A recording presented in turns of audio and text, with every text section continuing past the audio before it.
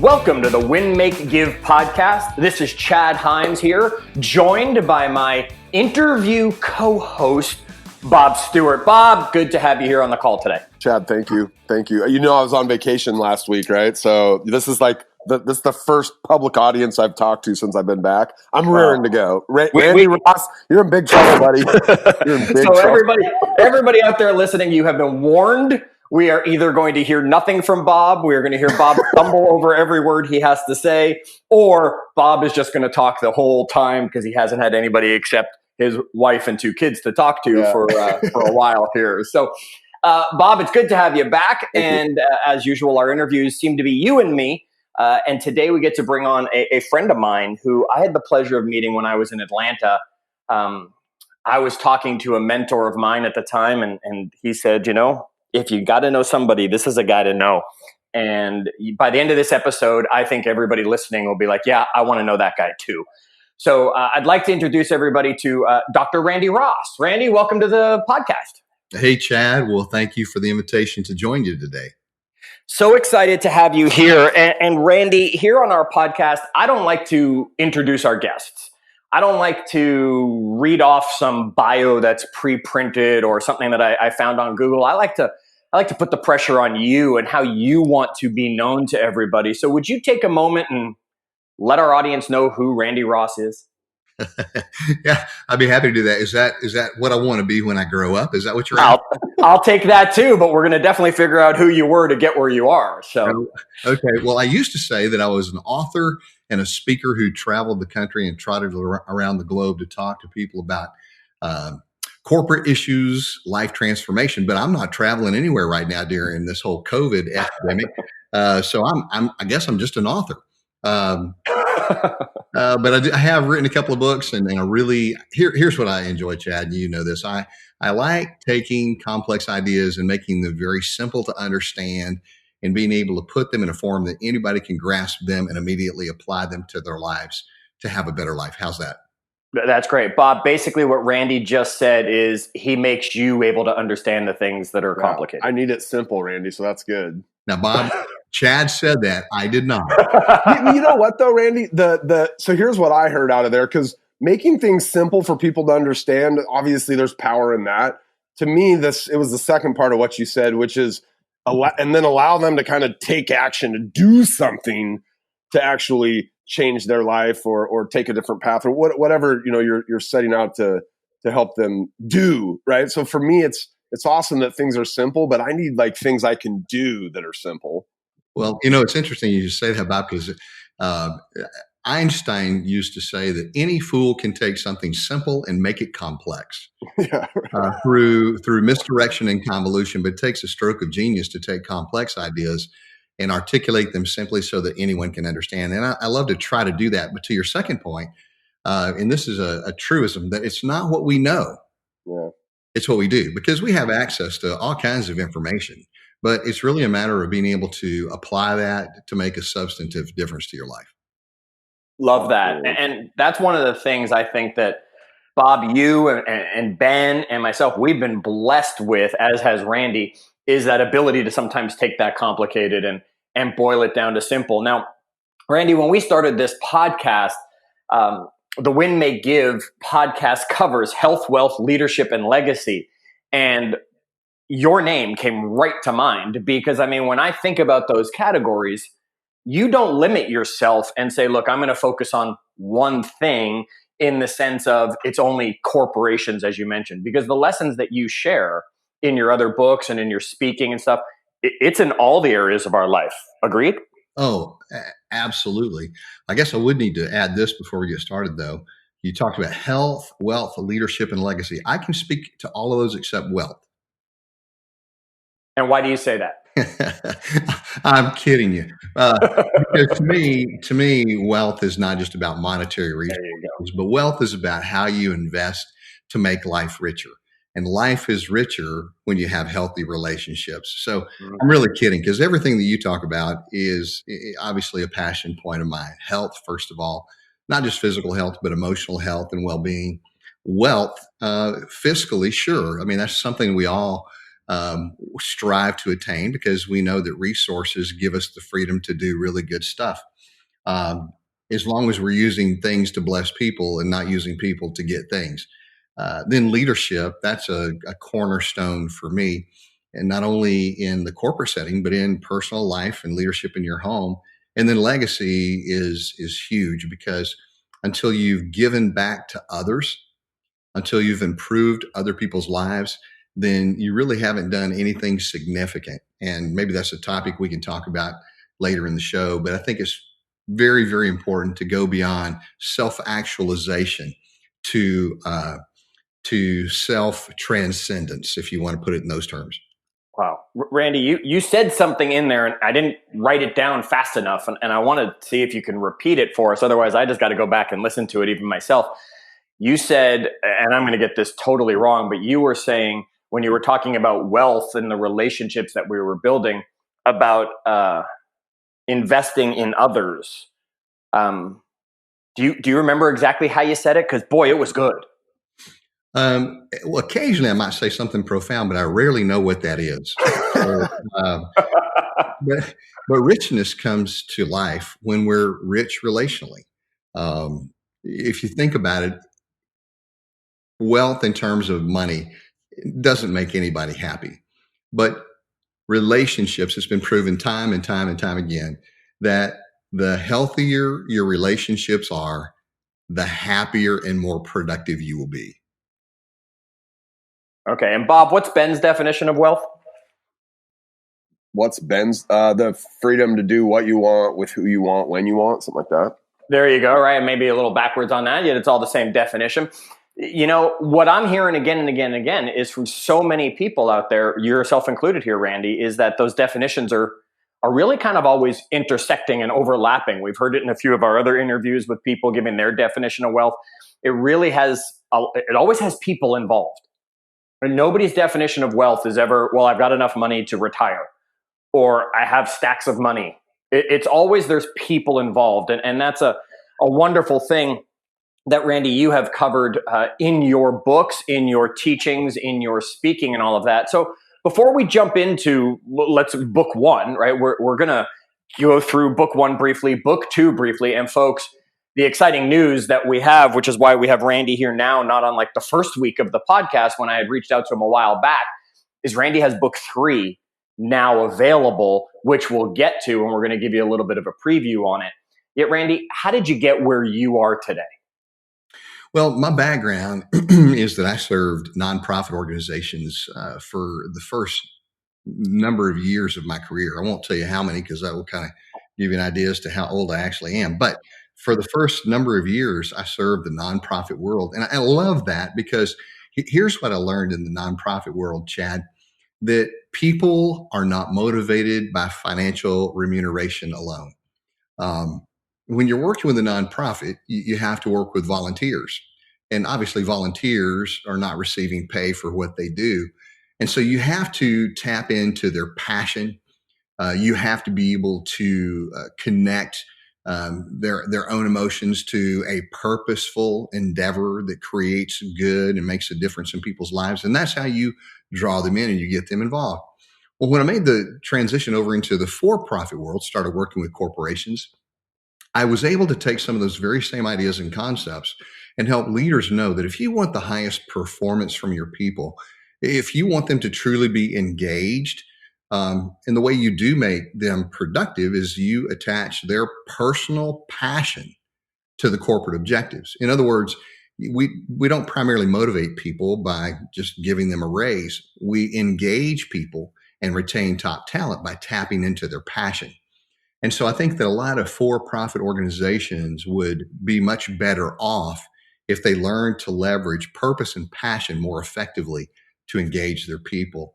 And so moving over into the corporate realm, being able to live that out and see that inspired me to launch our organization, Remarkable, which is a consultancy group that helps organizations craft a more compelling culture that really inspires people to bring their best to work every day. That's what we do.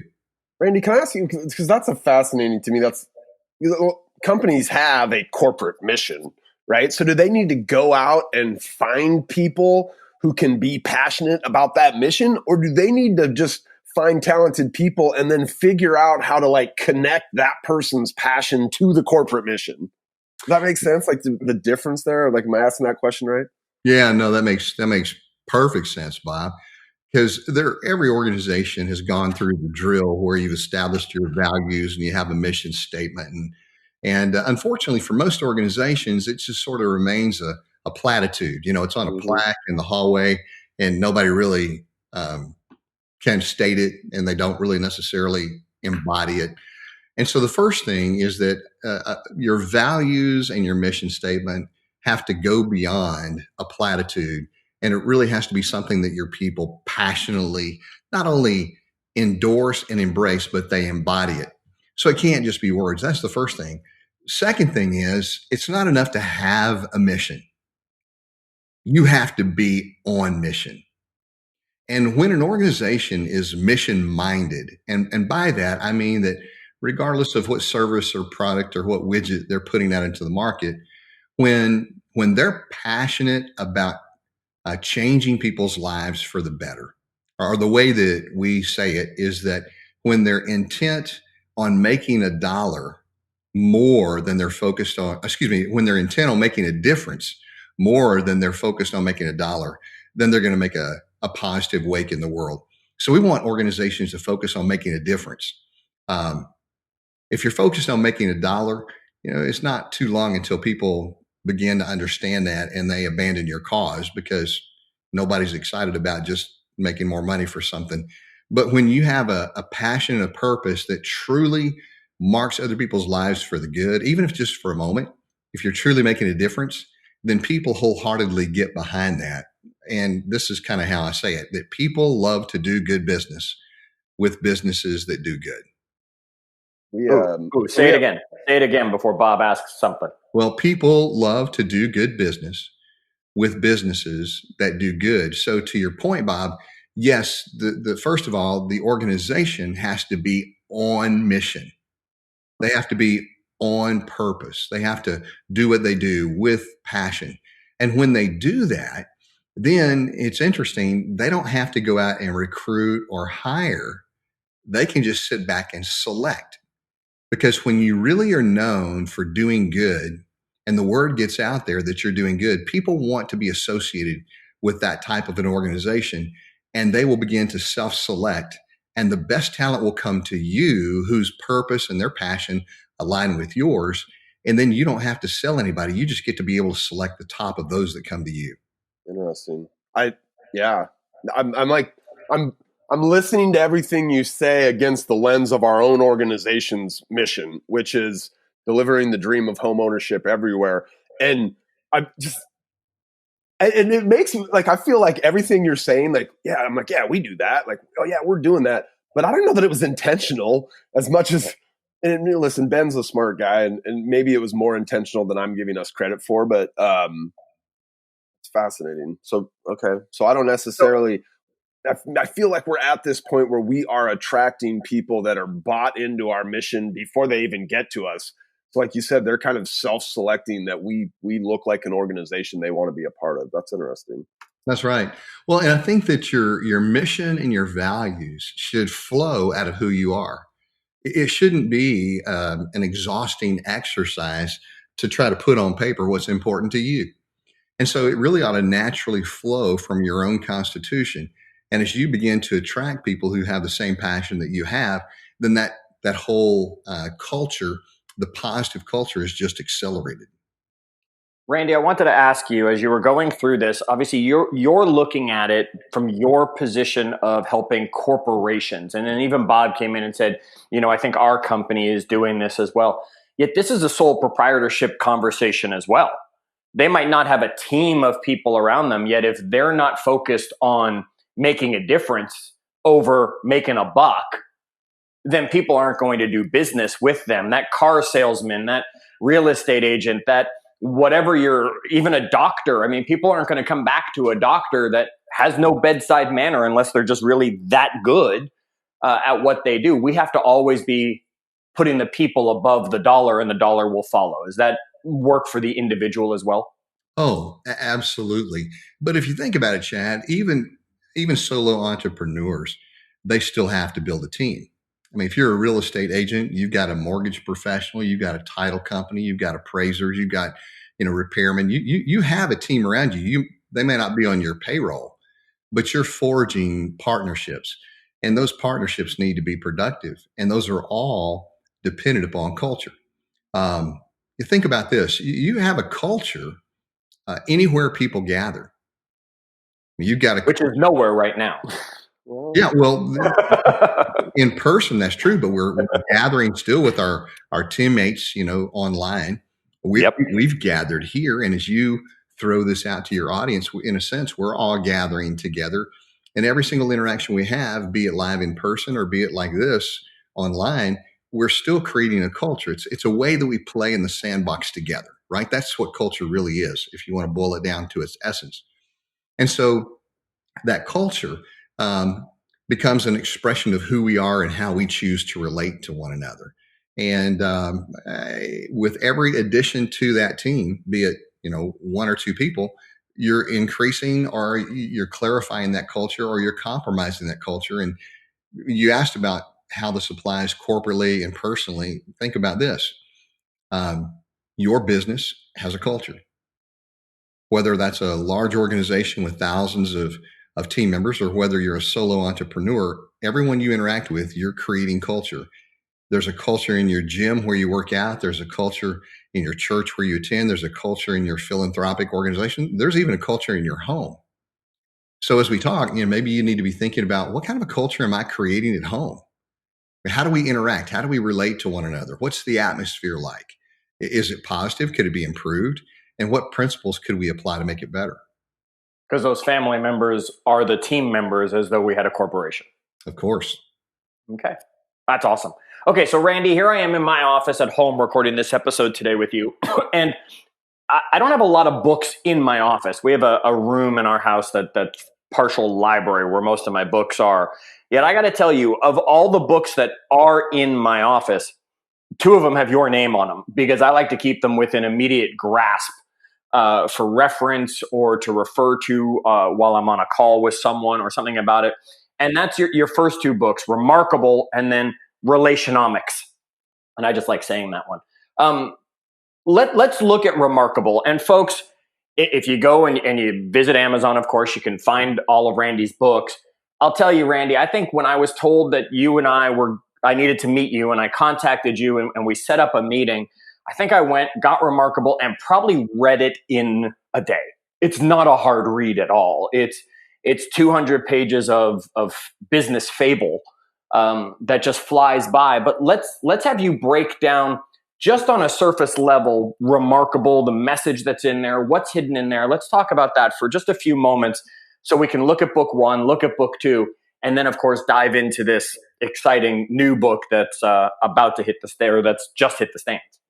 Well, thank you, Chad. First, I will say that I'm honored that you got my books in your library, and I know you're a lifelong learner, so that means a lot to me. And Remarkable, you're right. It is an easy read. We wrote it as a leadership parable because we wanted it to be, a plane ride sort of a read that you could pick up easily and read quickly. But it is a parable it's about culture. It's about how to improve relationships in really every area of your life. And it's based upon what we call value creation. And, value creation is a term that's commonly bannered about, but very few people know how to create value. We talk about value creation, adding value, bringing value to the table. But the sad reality is very few people know how to do that. It turns out to be mostly rhetoric when people say that.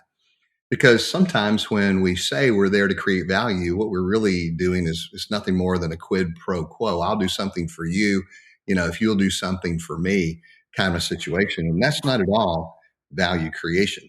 But value creation, really is based upon 4 maxims that we unpack in the book. All right. So you can't leave us there. Now, I know most people are going to read it and go through it, but can you give us the 4 maxims? Yeah, so I can give you a high-flying overview, and then we can dive as deep as that you want to. But the four maxims, the first one is the maxim of creativity. And it just simply says that we are all designed to create value in life. That's the way we're wired. We feel good about doing good. And there's just something within the human spirit that's elevated through acts of kindness and through acts of service. When we impact someone else's life for the good, there's something that resonates within us. I think about Kleenex commercials or seeing random acts of kindness. Just tugs at the heartstrings, and that's because that's the way we're wired. The maximum of creativity. And the second maxim is the maxim of positivity. And that just simply says that authentic positivity, or you could substitute the words anything that's really good in life, is the byproduct of creating value for others. So think about it from this standpoint. Success, happiness, wealth. The best way to become wealthy is to make other people wealthy. The fastest way to success is to make those around you successful. The best way to happiness is to ensure the happiness of those in your world. John Templeton was a very wise man, and he once said this. He said, "Happiness pursued eludes, but happiness given returns." And by that, he was just stating the fact that happiness is not something that you can chase and grab by the tail. Happiness is not the result of amassing a lot of worldly possessions. Happiness really is the result of being involved in healthy relationships. And we say this in sometimes some funny ways, like, happy wife, happy life. Yep. But it's true. If mom ain't happy, I'm not going to be happy, because I'm the happiest as a husband when my wife is happy. I'm the happiest as a parent when my kids are happy. I'm the happiest as a team leader when my team members are happy. So anything good in life comes about as a result of creating value for others. Now, some might call that servant leadership, or level 5 leadership. Whatever you choose to call it, the fact remains that when we do good for others, then good comes back to us. Maybe not immediately, maybe not even in the foreseeable future, but it always comes back around. The third maxim is the maxim of sustainability. And that just simply says that to continually create value, you must leverage your passion and your strengths to solve problems. And this is kind of where the rubber meets the road, because the fastest way to create value for others and the fastest way to make a positive wake in the world is to find the biggest problems you can possibly find and solve those. Because the more problems you solve, the more value you create. And the more value you create, the more invaluable you become. And so the maximum of sustainability is just to continue to create value by finding problems and solving them, applying your passion and your strengths. And then fourthly, to wrap it up, the fourth maxim is the maxim of responsibility. And that just simply states that ownership empowers people to take responsibility for creating value. People have to own not only the process, but own the results in order to create the kind of value that really is going to significantly leave a positive wake in the world. And so those are the four maxims, and we sort of break those out in a nice, narrative story that is fun and it's engaging and helps people apply those principles to life.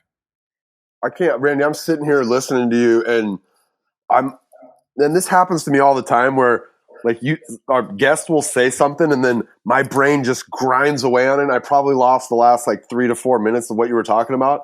The solve problems. To me, that's such a powerful thing, that this idea, we talk a lot around here, people get up for the most part, right? People that are participating in the corporate world, they get up and they go in each day and they just do their job, whatever their job may be, right? There's not a lot of people that get up and look at things from the perspective of saying, I'm going to come in today and I'm going to solve a problem. it might be a problem I'm having, but it's probably a problem other people are having. It's a problem that if this one customer's having it and I fix it, we've probably got 15 other customers that are having that problem. Like I don't know that I've ever considered it from like getting up and looking at my world from like, how do I solve problems in here today that are going to help make other people happy? That's a really powerful lesson. Well, it is, Bob, and here's why. The opposite of that is when a problem comes up, what do most people do? Well, they sidestep it. They figure out a workaround. They nothing. Blame They someone complain. else Yeah, they blame. Yeah, exactly. They shift blame. They deflect responsibility. I didn't cause it, so it's not my issue. But that's what we have to change, because there are two kinds of people in the world. There are problem identifiers. We all have problem identifiers in our world. They're the ones that keep coming up going, oh, we got another problem, and then there are problem solvers. But problem solvers are value creators. It's sort of like when the game is on the line, the winners want the ball. When push comes to shove, there are certain people who will step up to the plate. There's some people who love to be in the batter's box in the bottom of the ninth because they want to be in that position. They thrive knowing that they can bring something to the table or swing a big stick that can change the course of the game. And so we need to become value creators. Here's one maybe last parting thought. In the world, or at least speaking about remarkable, in the world, there are two kinds of people. There are value creators and there are value extractors. And a value creator is someone who positions himself or herself in every endeavor to bring as much value to the table for others as they possibly can. But a value extractor is someone who positions himself or herself at the table to take as much off the table as they possibly can for themselves. And when you surround yourself with value creators, then it becomes very, very clear who the value extractors are. And then you can begin to marginalize them and move them out of the organization or move them out of your team or move them out of your life, because there's a stark contrast between value creators and value extractors. But if we strive to be value creators in all that we do, we truly will make a significant difference in the lives of others. And when we make such a significant difference in the lives of others that they have this irrepressible desire to tell people about the good that we've done, then we have indeed become remarkable because they are remarking about us. And that's why that word remarkable is so powerful. And Bob, you get lost in that because you are one of those people. So wait. I'm a problem solver, or I'm a problem. Oh yeah. You're definitely bringing the value, Bob. That problem solver is one of your skills. I know from the things. Appreciate it, Chad. It's super powerful. Like nothing drives me more insane than somebody in our organization coming to me with a problem where I'm like, I don't know the answer, but now that you've dropped your problem on me, I have to go solve this problem because that's just how my brain is wired. But did you try these 5 things to try to solve your own problem first? I'm constantly, it's a compliment I like to give to people. Like, hey, I can tell you're a problem solver, it's a really, when you're around people like that, it moves an organization forward when you got a lot of those types in your world. Well, it's inspirational. Yeah. It's remarkable. It's remarkable. Which happens to be the title of book 1. So folks, you might want to check it out. Now, Randy, book 2, you wrote Relationomics, and give us the high fly overview on this one, because I really want to dive into the new book, but give us the high fly overview of Relationomics for everybody and a lesson that they can take from it, whether they go and they grab a copy of the book or just from hearing you briefly talk about it. Sure. Well, Relationomics, we wanted to come along in the heels of Remarkable, where we unpacked a lot of these principles in a parabolic sort of a way. And we wanted to make it very granular. We wanted to provide some practical handles and things that people could immediately apply to build powerful relationships. The subtitle of Relationomics is Business Powered by Relationships. And we know that healthy relationships make life rich, that that people and organizations thrive in relationally rich environments. And Chad, even though that sounds, like common sense, the sad reality is that that's not always common practice. There are a lot of organizations that you and I both know that have, toxic work environments that are, fraught with self-protection and self-promotion and pretense and unresolved conflict and unhealthy competition. I mean, the list just goes on and on and on. And so what we wanted to do was to write a book specifically for leaders to help them learn how to craft the kind of culture that would compel people to bring their best to work every day.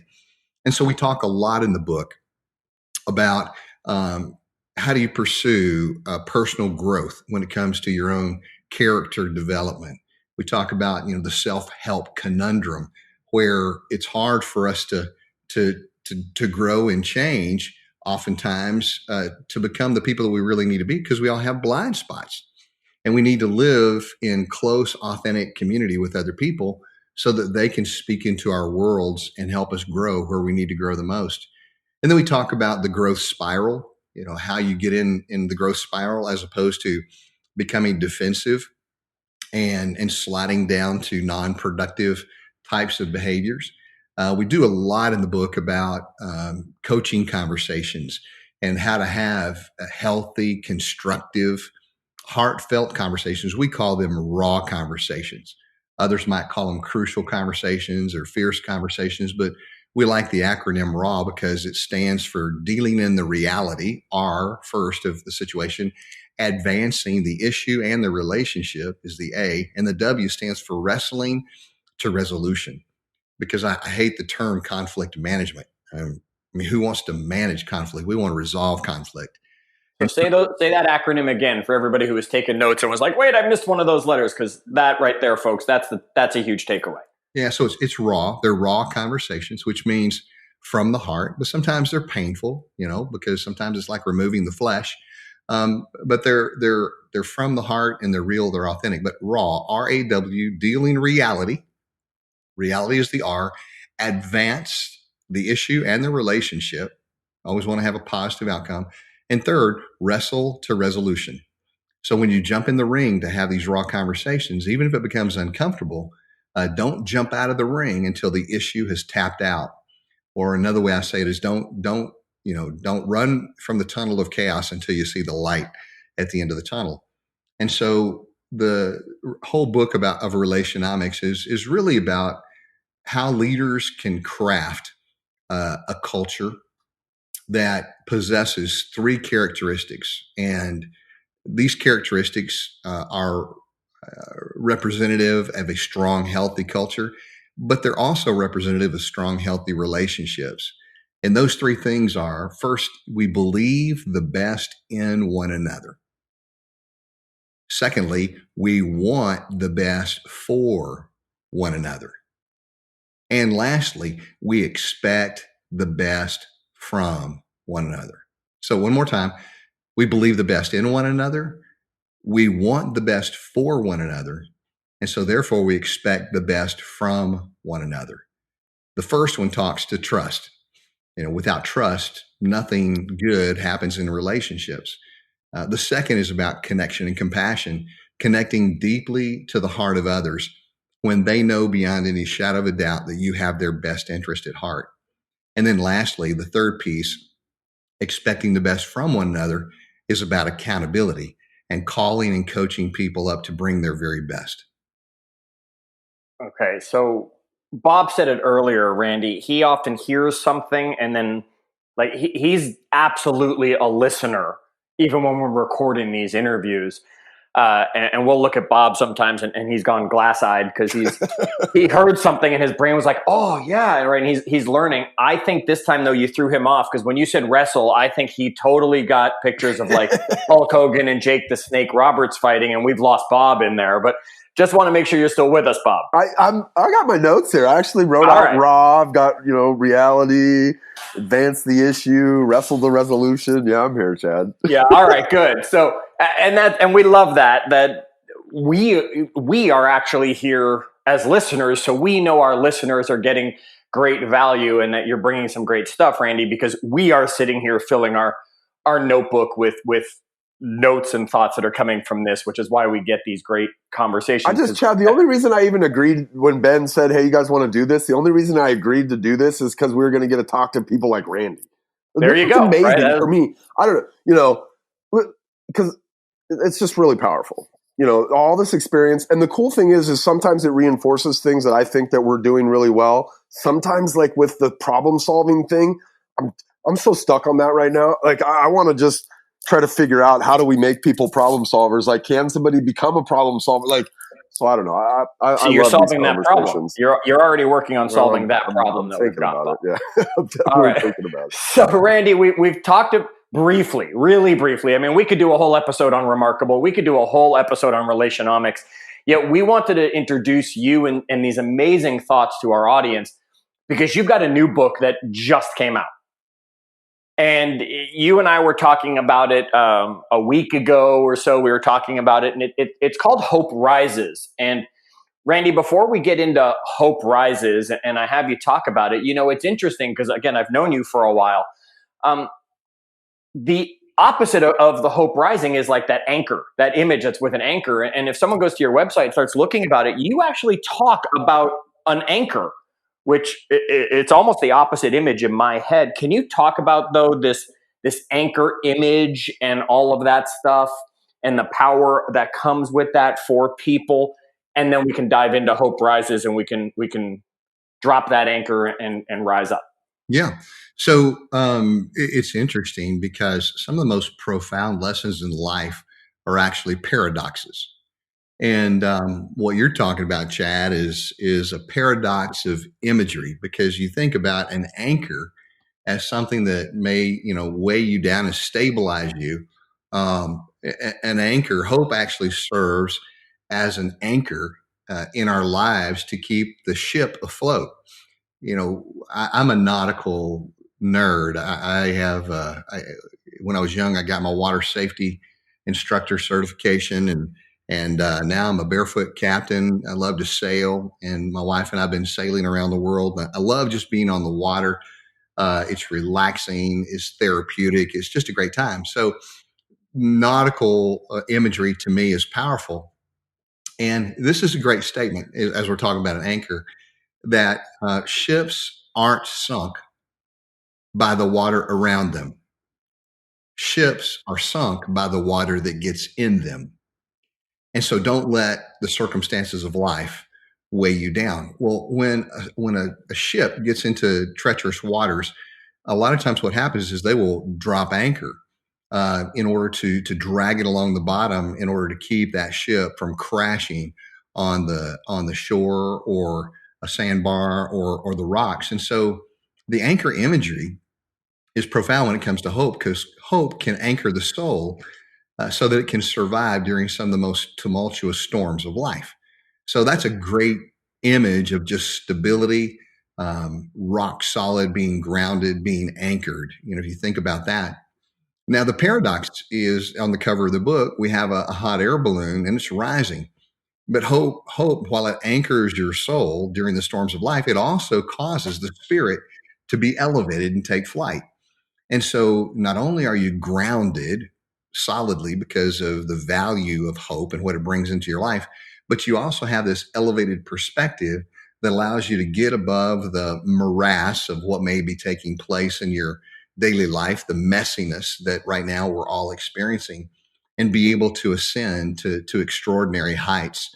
And so I love the imagery of a hot air balloon, because you think about it. In order for a hot air balloon to rise, what does it have to do? It has to harness the heat. When I first took my first hot air balloon ride, I remember getting to the site early, and there were these two huge propane tanks, and they were blowing 12 million BTUs of hot air into the brightly colored envelope in order for it to begin to fill up and eventually begin to waft in the breeze. And in our own lives, hope allows us to harness the heat of the pressurized situations that may come our way. And if we capture it well, if we do it right, then hope can elevate us to see a new perspective and open up a vast horizon. Wow.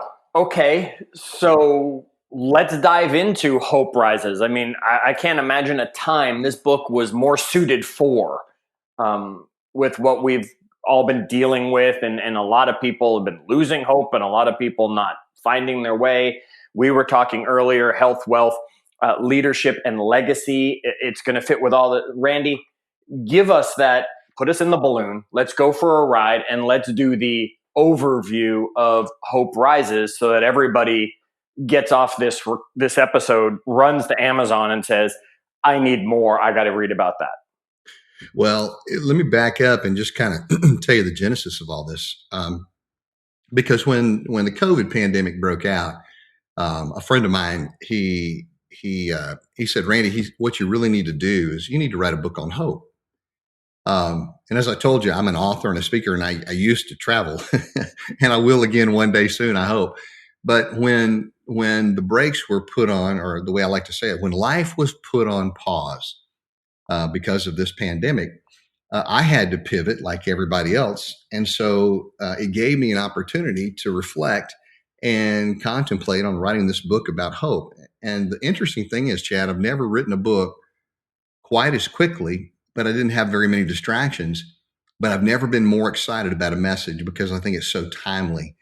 Because if you think about it, my friend said, we don't know how deep and how long this trench is going to last, but people are going to need encouragement. And so what I wanted to do is I wanted to really dig into the efficacy of hope. Is it truly powerful? So I went back and I combed through the last 2 decades of scientific research on hope.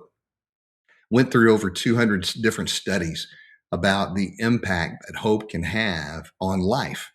And let me say right there, Randy, thank goodness for people like you, because now I can just read a book and I don't have to go through all of those scientific studies and researches, which would probably have bored me like crazy, but you have put it into a book I can actually read. So thanks for doing the homework for me. Yeah, glad to do it. And I'll send you crayons with your copy, okay? Perfect. Thank you. But that's the value. That's the creation of value, right? There you go. Yeah. And so I just took the most salient points from the research and I condensed it into this book, Hope Rises. And Chad, I'm so excited about the message of this book because if you think about, we're going through right now sort of the perfect storm, right? It is a confluence of the COVID pandemic, which has threatened us physically. We've got the economic challenges that have come along on the heels of it that now are threatening many people financially. We have interpersonal challenges in business because we're having to work remote, but also at home because we're constantly together with those that we love, and that creates its own special, unique dynamics. Well said. Yeah, I'm trying. But and then we got social unrest, and we've got political divisiveness, and I mean, man, it is a perfect storm. But the one that scares me the most are the storm clouds that are gathering on the horizon. That is going to be the emotional fallout from all of this. And I've got a lot of friends who are counselors, and I can just tell you that divorces right now are on the rise. Child abuse is on the rise. Depression is on the rise because there's so much fear and uncertainty. For me, that's the killer. Yeah, and the way, and I've had to look at myself honestly through this whole process, and I have to confess that even I've struggled from what I call a low grade depression. Yeah. There are so many factors that now have layered themselves on top of one another and begin just to sort of suppress your spirit. And I think the whole country is going through a low grade depression, like a low grade fever. It's not enough to stop us from being productive, but you just don't feel good. You just don't feel like yourself. You're not able to bring the best of who you are to the table. And I think a lot of people feel that way during this period of time. And some people, quite frankly, are just struggling with much more severe issues and manifestations. And so I wanted to try to get a message into their hands that would help them elevate their levels of hope, because hope is the most powerful resilience factor that can mitigate and offset the negative risk factors of stress, fear and uncertainty. Bob, talk more about that uncertainty. Because I mean, I know you're. My wife will talk to me about the stuff that's going on, and I'm like, look, I'm going to focus on what I can control. I'm going to go get my endorphin rush through my workout. I'm going to go keep myself healthy. I'm going to keep myself focused on the things that I can do. Yet, Bob, we've had plenty of conversations when we weren't recording episodes about this uncertainty and stuff. Look, and I always thought of myself as like a fly by the seat of my pants guy, and my wife would tell you I am, and right, but I now realize like there is a lot of power in, and the reality is it's a false sense of certainty that we've all been living under, right? Like you get up every day and you think, all right, I got my job here. I've got my friends. I know this weekend I'm doing this thing. But you don't, tomorrow the pandemic could hit, right? Or it could hit the next day or in a car accident or whatever, right? So we live under this false sense of kind of certainty anyway. This is just exposing, I believe, that like there is a lot of uncertainty out there. And this pandemic and all of the stuff that you talked about, Randy, kind of the collateral of that is exposing this idea that maybe things aren't as certain as we thought, or at least it is for me. I don't know.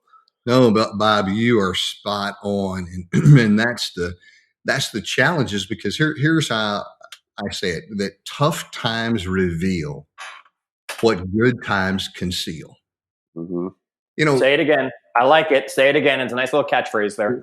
Tough times reveal what good times conceal. When times are good and life is easy and things are positive and upbeat and life moves along steadily in a smooth way, we have a tendency to think that we are more responsible for that than we actually are. Yeah. And then when we hit hard times like this, it's a wake up call, because we begin to realize, oh my gosh, I really truly am not in control of very much at all. And if you think about it, there's really nothing in your world that you have control over other than yourself. Everything else is uncertain. We live day to day with uncertainty. Not a single one of us knows how long we will live. Not a single one of us can predict what's going to happen tomorrow. But we don't think about it that way, right? We think we do, right? Until we're like kind of the mirror's put in our face, which is what's happening right now. That's right. And when the mirror is put in our face, for many, many people, that's a very unnerving prospect to think about, just the reality that we don't control our environment. And that's why I think there's fear and uncertainty right now. But here's the thing, that we can control ourselves, and we can have an upbeat, positive outlook on tomorrow. And that's really what hope is all about. Hope, I think, is grossly misunderstood, because hope it's not just wishful thinking. It's not it's not tossing pennies in a fountain or blowing out birthday candles. And hope is not a Pollyanna attitude where you just wear rosy colored glasses or see the glass as half full. Hope is not passive either. And some people say hope is not a strategy, but I would argue that hope is absolutely the very best strategy, because nothing in life, no worthwhile endeavor will ever be successful without hope. And so hope is powerful. And, hope is comprised really of 4 elements, and all of those elements have to be in place in order for our hope to be elevated. We love lists, Randy. Do you want to, what are the 4 elements of hope? Well, I was hoping that would bait you and draw you in. There you go. Perfect. I'm like just a dumb rainbow trout that just came off of the farm, easily baited. Well, thank you for taking the bait. I appreciate it. Yeah. So 4 elements of hope, and I like breaking things down in simple terms, as you know. But the first element of hope is positivity, which just simply says that my future can be brighter than today. People who have hope, no matter what they're going through right now, they have this upbeat, optimistic attitude that the future can be brighter. Okay, that's the first part. And while positivity and optimism are a good thing, that's not enough to get you through during very, very challenging times, particularly if circumstances are beyond your control. But we have to start there. So it's the belief that my future can be brighter than today. But then the second is the responsibility. And here's the statement or the belief. I have a say in how my life unfolds.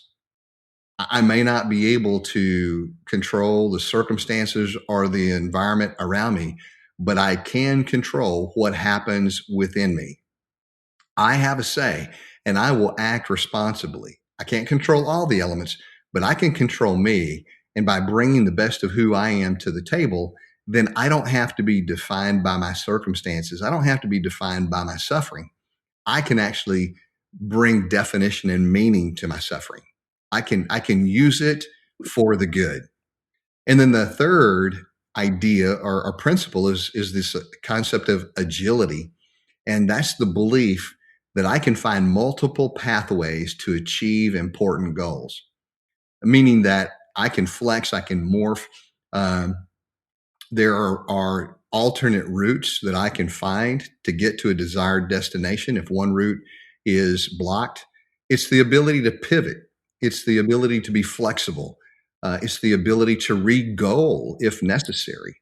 And then lastly, dealing in reality. Reality just simply says there will be obstacles.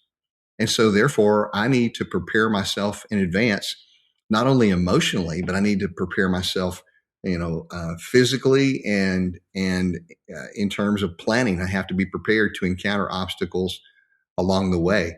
So those four beliefs are actually the constitution of hope. But if I were to define hope, here's how I would define it: that hope is a dynamic motivational system tied to inspirational goal setting. Hope is a dynamic motivational system tied to inspirational goal setting. So I spent a great deal of time in the book, talking about how we can reverse engineer, look at its various components, break it down, and then put it back together again for constructive means. But as we've said, hope both anchors the soul in the midst of storms, but it also elevates the spirit to gain a different perspective. I love the idea of hope being like something you actively participate in, right? Like this, it's not just this, I don't know, this thought you have in your head. Like, and obviously the last three aspects, responsibility, agility, and reality, like really bring to light that idea that like you play a role in hope, right? It's this active thing that you do, Randy, and it would take us all the way back to the very beginning of our conversation, which is we started by you saying that you like to break things down simply so people can do something with them. I feel like your definition of hope, or kind of the four pillars of it, it gets to the do of it. I love it. Yeah, and that's what I want. I wanted to be able to give people some very practical ideas, some wisdom, and some practices that they can immediately put into place to elevate their hope. And so, that's the whole back half of the book. Once we talk about the efficacy of hope, we talk about its functionality and how you can embrace hope in order to face the most challenging of times. Well, Randy, I can't wait for my crayons to come with my book so that I can be highlighting, underlining, drawing pictures within it and all of that. I can't thank you enough for creating value today and being the remarkable person that you are, and then leaving us with this message of hope. I'm one of those people who for years always said hope isn't a strategy. And I can't wait to get into this book and say maybe hope can be turned into a strategy when it's approached properly. So folks, if you want to connect with Randy, if you want to find more about Randy, obviously, Randy, they can go on any book website, Amazon, of course, and find Hope Rises. They can find Relationomics. They can find Remarkable. They could search by your name. But how else could they find you, follow you, connect with you, your message and stuff after this episode? Well, thanks for asking, Chad. And you're right. All of the books are available wherever fine books are sold. And I'd be honored if your listeners would grace me by purchasing a book or two. Secondly, if they want more information about me and what I do, they can go to Dr. Dr. Randy Ross, without any spacing, drrandyross.com, and learn a little bit more about what we do. And also, if they want more information about the book and some additional resources that we have that go with the book, they can go to hoperises.live, hoperises.live. And there's some more resources there. There's a hope assessment that people can take to determine their level of hope. And there are also some coaching videos that they can get access to that might help them apply some of the principles. Well, we all love assessments. So I know we're all heading to hoperises.live. I'm sure you might not be able to hear it, but I can hear Bob typing right now. He's already opened up another tab and another window there and started. Don't act like you know me, Chad. I've worked with you enough, Bob. I can hear your typing miles away, for those of you who don't know how loud Bob types.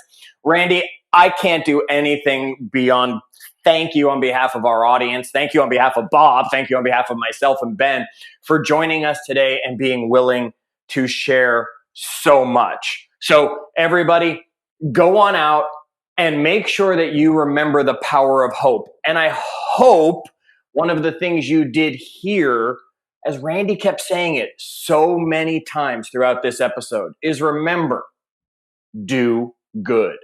Folks, make sure you're sharing this episode with other people. Make sure you're joining us in our Facebook group, facebook.com/group/win-make-give, so we can continue these conversations. And make sure you're sending people to winmakegive.com so they can find out what we've got going on, so we can continue hopefully creating value for you. I'm going to see how many more times I can say hope before this episode is over, just to put it in their heads that they all remember it. So until our next episode, folks, we hope you'll wash your hands, and we hope you always remember, do good.